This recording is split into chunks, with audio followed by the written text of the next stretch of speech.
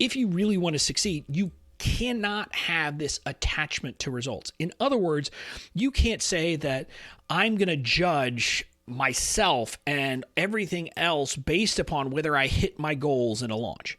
Because if you're doing that, you're setting yourself up for failure and you're looking at the wrong thing.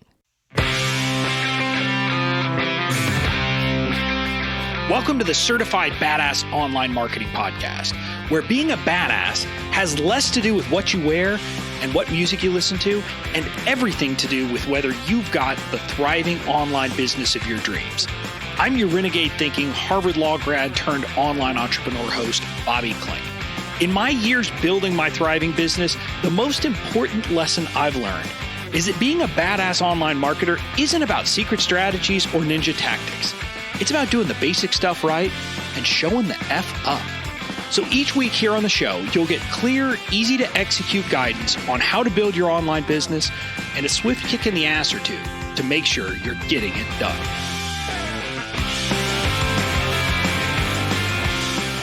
Hey there, welcome to episode 125 of the Certified Badass Online Marketing Podcast, formerly known as the Online Genius Podcast.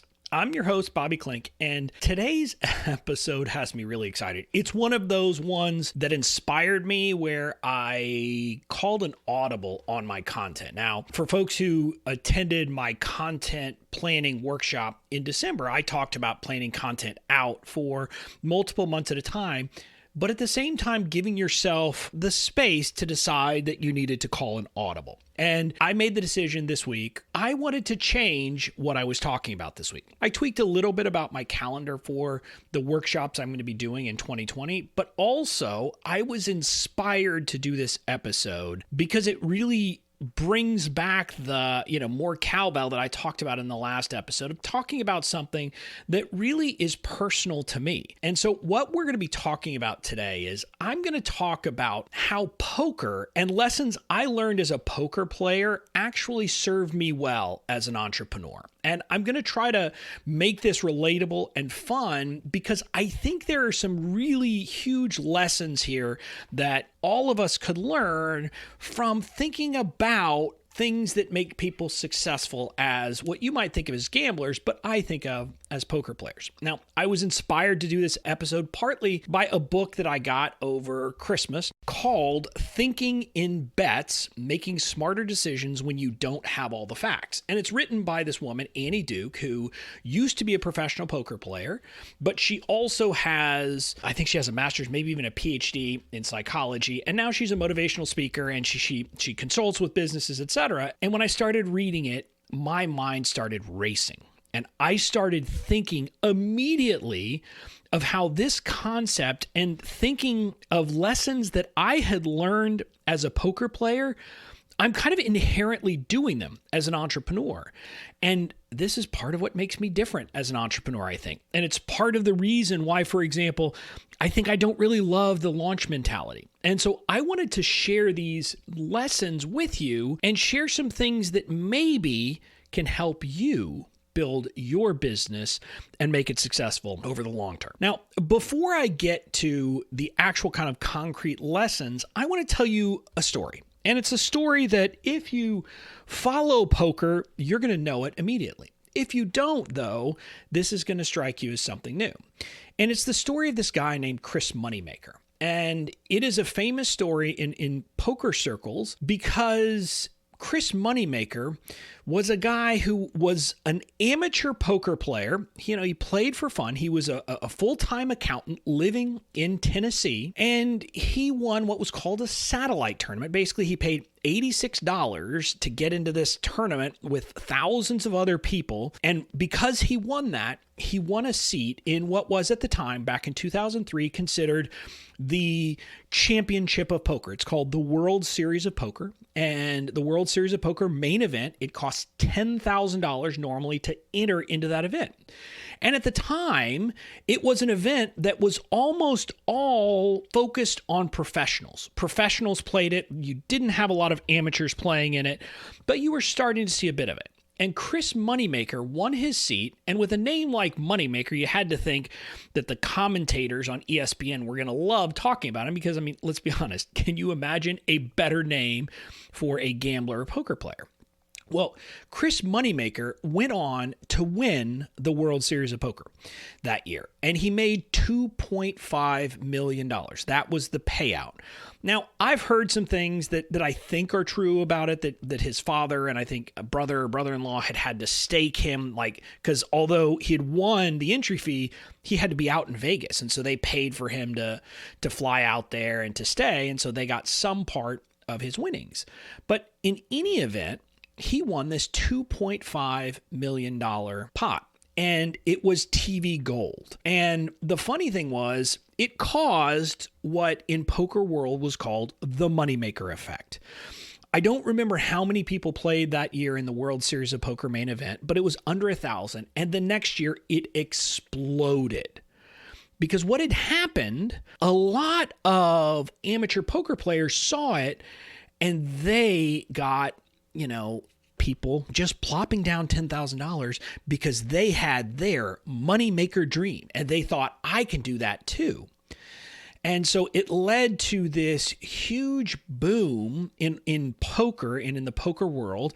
And there was this series from 2004, I mean, really for the better part of the rest of that decade, the size of people entering into these poker tournaments kept growing and growing and growing because people wanted their piece of the pie. And so that's kind of the story that a lot of people know. The story that a lot of people don't know about it is, well, and let me back up and say, part of the reason I know this story is I first started following poker because I was watching ESPN's coverage of that poker tournament and getting to see the action in that tournament. And so I fell in love with the game. I started studying it.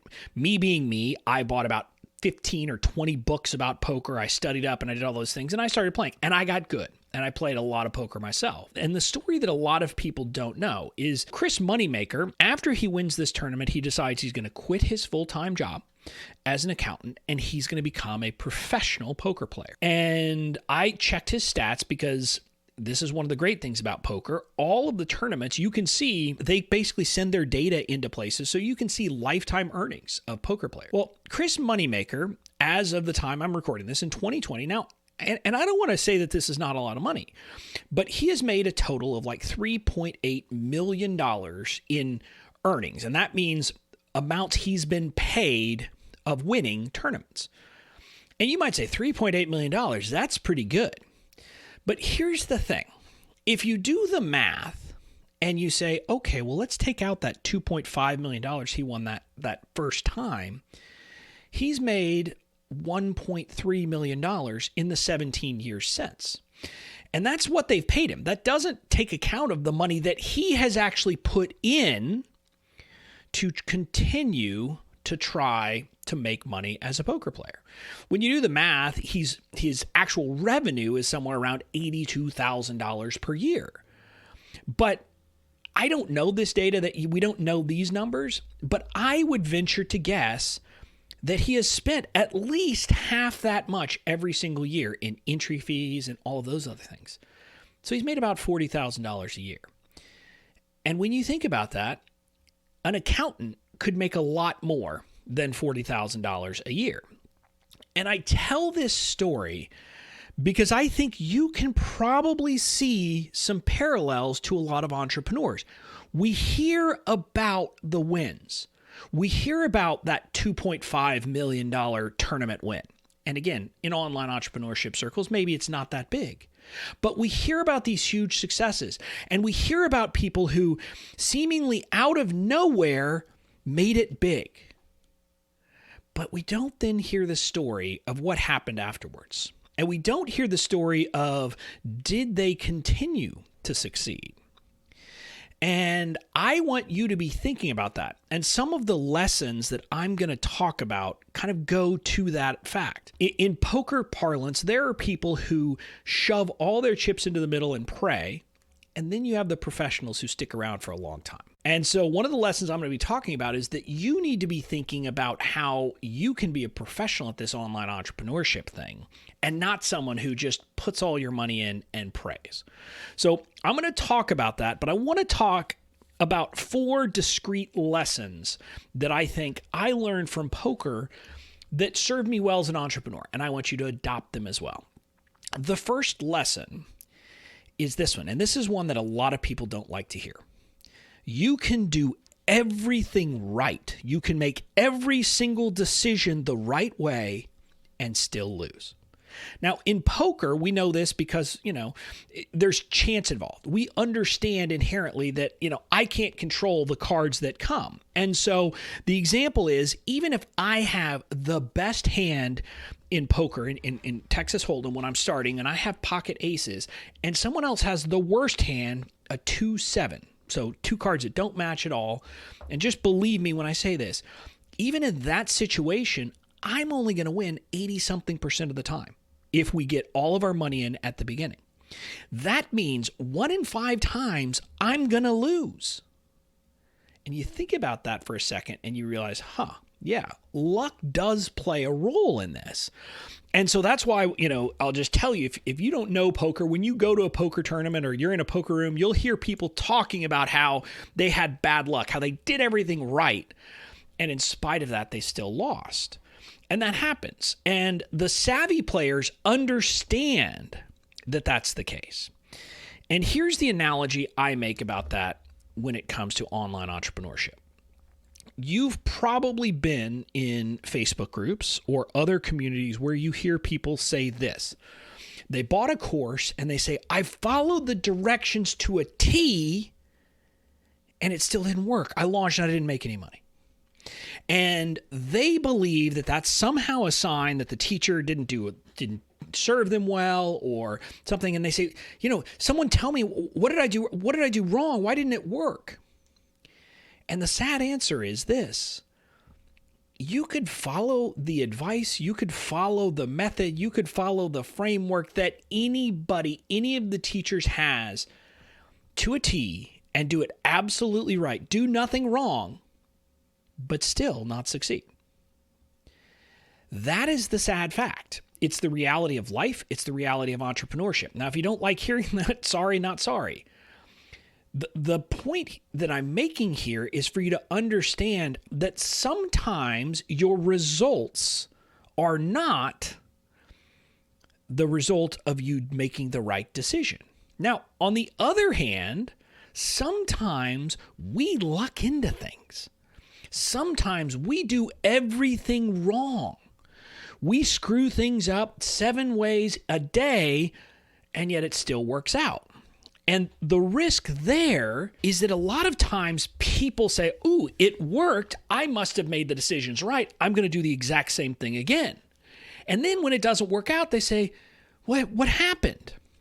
Well, it could just be that what you did the first time was pure luck and you didn't get lucky this time. The point of this discussion is for you to understand that every decision you make, every time you're trying to figure out, did you succeed? Did things not work out?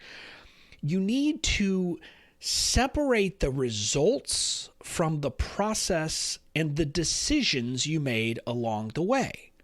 If you made the right decisions along the way and it didn't work out, then you need to look back and say, well, maybe I should try it again, but tweak just this little thing. Or maybe I could try it again, and it just so happens that this isn't the time that a bigger competitor is using Facebook ads at the same time and driving my costs through the roof. Or maybe I did everything right, except I can't launch this product this month because my audience isn't listening. The point of this is to understand that just because it doesn't work out doesn't mean that it's a failure. And just because it did work doesn't mean that you did everything right. That's why after you have a launch, after you do any kind of promotion, you should look back and do a fulsome kind of review and say, what did I do right? What did I do wrong?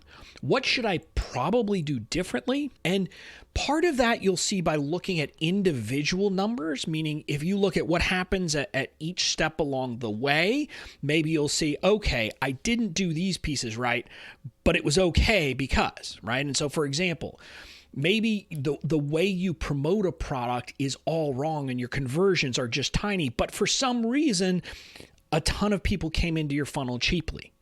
Maybe it was because you happened to be on a very high profile podcast right before your promotion started. Or maybe it's just pure luck and circumstance, okay? And you need to be able to determine if you need to tweak things because you can't expect that luck every single time. So again, I know that people don't like hearing in this, but I hope that me talking about this notion that you can do everything right and still lose will help you to kind of detach from the results. That's why the successful entrepreneurs will say that at some level, if you really want to succeed, you cannot have this attachment to results. In other words, you can't say that I'm going to judge myself and everything else based upon whether I hit my goals in a launch. Because if you're doing that, you're setting yourself up for failure and you're looking at the wrong thing. Because at the end of the day, goals are great and results are great. But what you should be judging is, did you make the right decisions? Did you use the right process? And if you did that, you should try to replicate it and figure out maybe what little tweaks you need to make to fix it.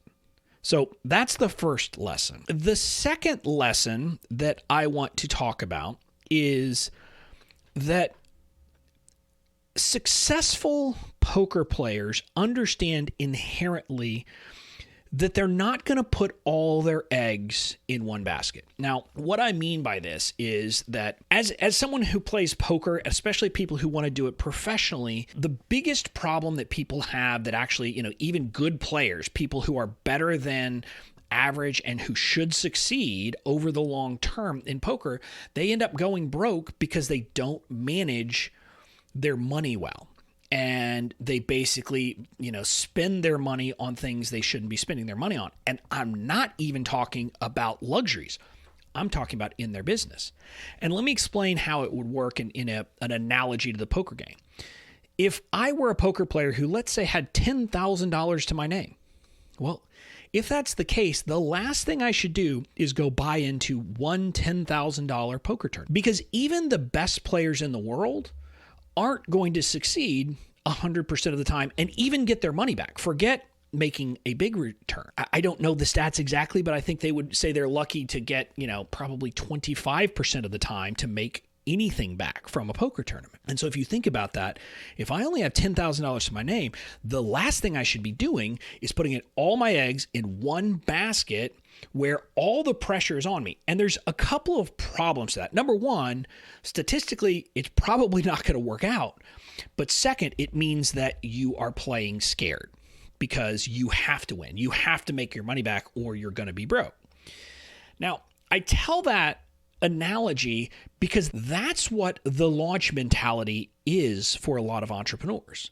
A lot of entrepreneurs spend all of their money to create a product, and they'll even go into Hawk, for example, to pay for Facebook ads, to do all of the things for a launch. And if that launch doesn't work out, they're screwed. And the problem is that we have all heard of launches that don't work out, regardless of the fact that the entrepreneur did everything right.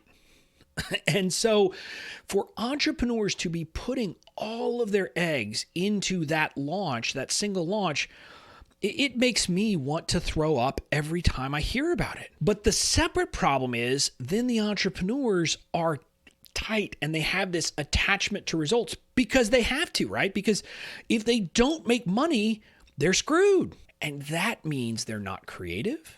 That means they're under pressure. That means it is a horrible time. That means they go through the launch free fall where when things don't work out, they start doubting everything and they start getting scared-ishless and they don't make wise decisions. So the notion here is, and again, this isn't a reason why you don't launch. I mean, you could launch, for example, if you have reserves, if you don't need that one launch to make your year.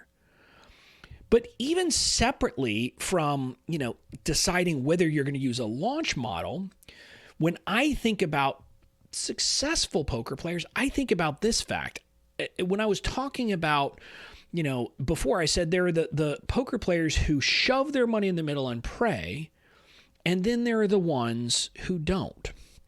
And the ones who don't, on every single decision at the poker table, especially in a poker tournament, where once you run out of money, you're out, they're very reluctant to put all their money in the middle. Because what they want to do is exploit a small advantage over time rather than risking everything on one shot. If you think about it, if I told you that you had two choices, either, and let's say you had $10,000, and you had $10,000 and you had two choices. Either you could do a single coin flip for the entire $10,000, and you had a 60% chance of winning and a 40% chance of losing and walking away with nothing. Or you could do $1 bets, where you had a 55% chance of winning each and a 45% chance of losing. And you could keep doing that as long as you wanted. Well, what I'll tell you is the wise decision is to go with those $1 bets. Now, it's going to take a lot longer to make a lot of money, but the point is that you're not going to run out of money if you have a bad streak.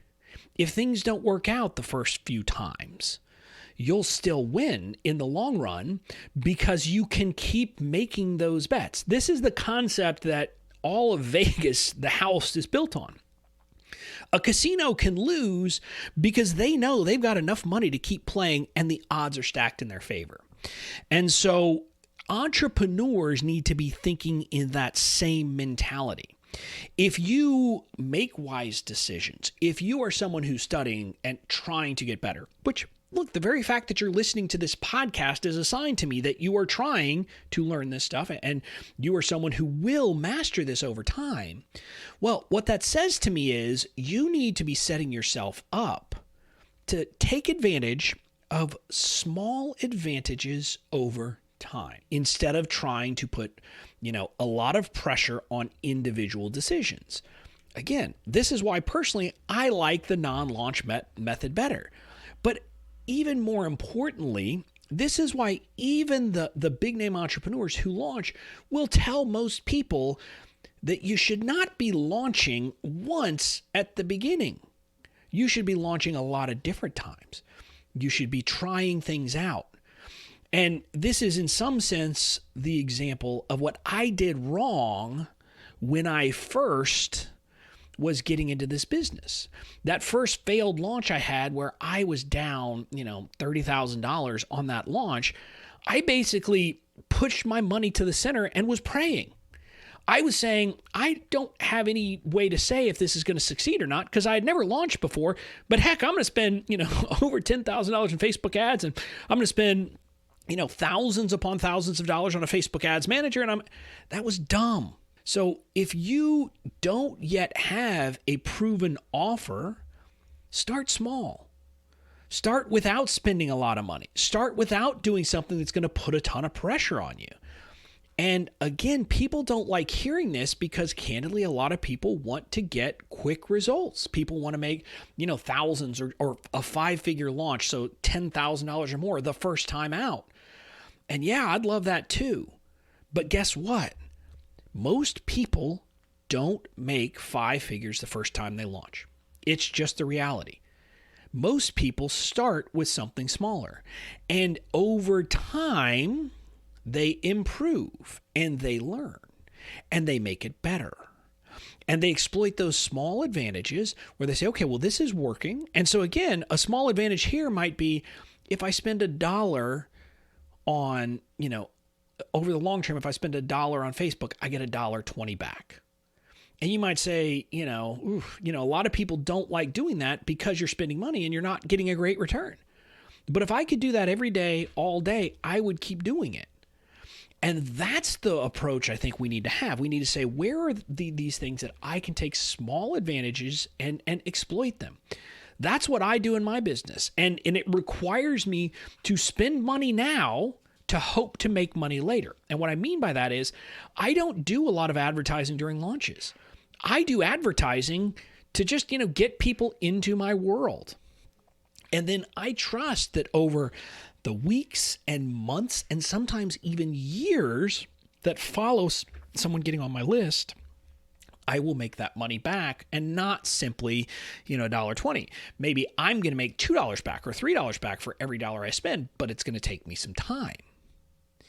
And so I want you to have that approach of saying, you're not going to do the shove your money and pray, whether it's, throw a ton of money at Facebook ads or anything else early on. Instead, you're going to test things out. And you're going to make small investments to try things, to test things, to find what works. And then once you find what works and you have enough information, then you start to kind of maybe up your spend and up the money that you're doing. But I'm going to be candid with you. For most entrepreneurs, that's going to take a year.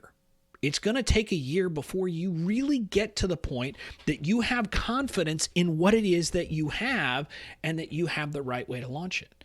And it's something that, again, makes me very unpopular when I say those things, because a lot of people, a lot of the gurus want you to believe that, you can join their program and 90 days later be making a bunch of money.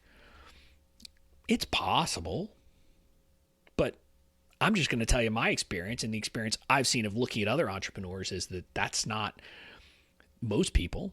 And a lot of people flame out because they try that.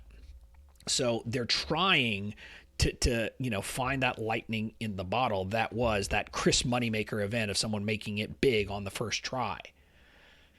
And the problem is that it works out for a couple of people, but most of the people are left in kind of the ash heap of history of entrepreneurship because they just don't do it. So that's kind of the two lessons in one is you don't put all your eggs in one basket. Instead, you look for the small advantage, the place where you can make a little bit and you make small investments. You make small bets, and you make small bets over and over and over again, and eventually it pays off. And then once it pays off, those small bet winnings can really help you make bigger bets. And once you get better, by the way, because here's the other thing, just like poker, entrepreneurship is a skill that takes time to get good at. And I'm not even going to say the word master, because I don't think most of the entrepreneurs we look up to have even mastered it. They've mastered some of the skills, but not all of them. And it comes by doing. And so what you've got to do is make small bets so that you can stick around to master those skills. And then when you do master those skills, guess what? Then you're still around. And that's kind of why you see things happening, and accelerate over time. When you hear most entrepreneurs tell their story, there is a hockey stick moment. They're making tiny progress. And then there is this point. There is this point in the history of their business where things kind of go, and start shooting up. The revenue does. And that is because of this concept that they have been making, small improvements over time, and then they get it right. But the only way you can do that is by making sure that you're going to be there long enough to stick around to get to that moment. Most entrepreneurs never get to that moment, never get to that inflection point in their business. And that's why most entrepreneurs fail. And that's the difference between most entrepreneurs who succeed and the ones who don't, is that we accept that we're going to make small progress over time, and that small progress will accumulate over time, and then we will have our moment. And that's kind of a lesson that to me comes naturally from having been a poker player. Now, the next lesson though that I get, and this is, maybe you'll say this is a stretch, but I will also tell you that the successful professional poker players, the ones who make their living doing it, are students of the game. They invest in learning. And when I say invest, it's time. Some of it is certainly money, but it is making sure that they are really studying concepts and what they're doing and their profession and all of those things. And that study comes in the form of, again, like in that world, it's reading books, it's watching what other people are doing, it's talking with other players, it's understanding all of those things. Well, the same is true in entrepreneurship. If you want to succeed, you have to become a student of entrepreneurship. You have to become a student of marketing. You have to up your skills. You have to build your abilities. That's why, I find ways to invest in myself on a regular basis. And it's reading books, it's thinking about things, it's listening to podcasts, it's, participating in groups and watching what other people are saying. It's doing group coaching programs that I pay for. It is being in a mastermind where I get the chance to talk with other people. It's taking courses. It's all of those things. Now, some would say I'm lucky because candidly, this was a funny moment when I was working with a copywriter recently.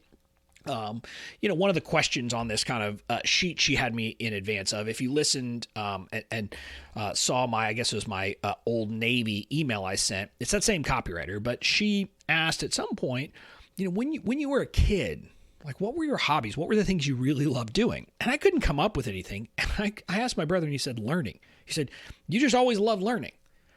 And so for me, this has come naturally. Now, if this doesn't come naturally to you, I'm going to tell you, you need to adopt it. You need to adopt an idea that you need to always be learning.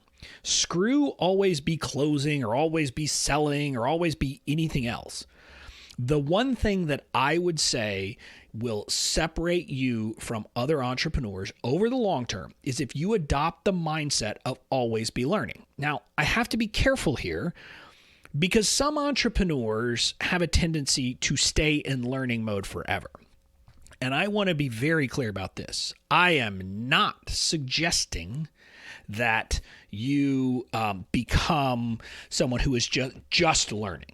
Learning has to be something that happens while you're also doing. And I'm also going to tell you candidly, you can't truly learn things until you do things. In other words, you can read a book about something, you can take a course about something, but until you actually try to implement it, you won't actually learn it. My coach, James Wedmore, has this example of, I think he talks about swimming. Like you can read all the books in the world about swimming and how to swim. That doesn't mean you know how to swim. You have to actually get in the water and practice. And it's the same thing. So, if you want to become a good marketer, let's just say you want to become good at email marketing. You could read all the books in the world. You could read things about copywriting. You could read books about email marketing. You could listen to me and my rants about email and all of those things. And that's good. But until you start actually practicing, like writing emails and seeing what works and seeing what doesn't work, you're not really learning. You're maybe getting a bit of information, but you're not internalizing it. So you need to be learning in kind of a cycle, like a cyclic way where, you study, but then you implement and see what works. And then from that process, you'll learn. And then maybe you study some more and implement again and study some more and implement again and study some more and implement again. And that's the cycle of learning that successful entrepreneurs adopt. Again, I'll tell you, most entrepreneurs who you look up to, they are constantly trying to say, what is something new that I need to learn, that I could get better at? And you could pick some skill that you need in the moment. Like for me right now, I am working on leadership and team building skills. That is where I am in my business, the most important skill for me to be learning about and developing. Because I have to find out and figure out how do I kind of, go from solopreneur and that mindset to CEO and leader of this business without losing the essence of the business, right? Without losing, my connection to my audience, which is, in my view, one of my most important kind of assets. And so I am in the process of learning that like crazy. I am listening to podcasts about it. I am in a group coaching program about kind of team and building your team. It is the thing that I bring up with my mastermind on a repeated basis. But I'm not just thinking about it. I'm working with my team and I'm seeing what works. And I'm thinking through, how can I maybe make this better? And so it is this process that I am engaged in, and you need to engage in as well. So that's kind of the last big lesson. And I hope you've enjoyed this, but candidly, I wanted to do it because when I thought about this book, Thinking in Bets, it was kind of an immediate no-brainer for me that I saw parallels. And so I want to go quickly over kind of the 4 big lessons that I want you to take. Number 1, you can do everything right and still lose. In other words, just don't think about the results of a promotion, of a launch, of anything else. Think about the process. Did you make the right decisions? Did you do the right things? Did you kind of act in the right way? And if so, then you should be proud of that. And on the other side, don't think that just because a promotion worked out that means you did it right. It could be that you screwed up everything and just got lucky. So detach from the results and focus on the process. That's kind of the takeaway from that first one. The second lesson is that you don't put all your eggs in one basket. In other words, don't shove your money in and pray.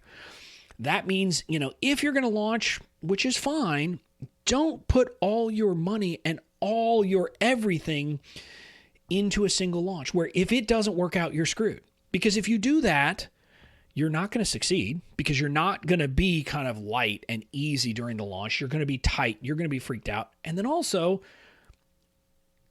refer back to rule number 1, lesson number 1, even if you happen to do everything right, there's still a chance it's not going to work out. So you don't want to put all your eggs in that one basket. Then that leads to kind of the next lesson, which is what you need to be doing is looking for small advantages. Where do you have small edge? Where can you make a little bit? And, focus on getting better day by day and accumulating your advantages over time. And what will happen is that as you exploit that small edge, as you're doing that with small bets on your business, you'll be getting better as an entrepreneur. You will be improving. And what will happen is essentially your edge, your advantage will get bigger and bigger and bigger, and then you'll have your inflection point. But you've got to be focused on making small bets so you can stick around long enough to get there.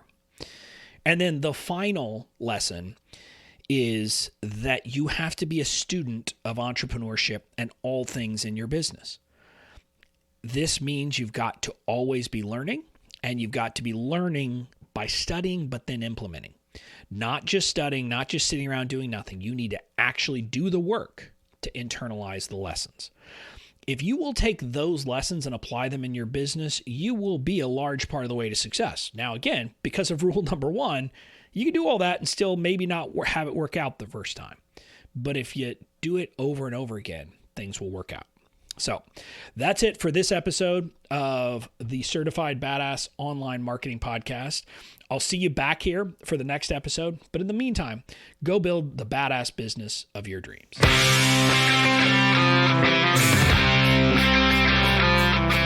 That's it for this episode of the Certified Badass Online Marketing Podcast. Make sure to tune in next time. And in the meantime, go out and build the badass business of your dreams.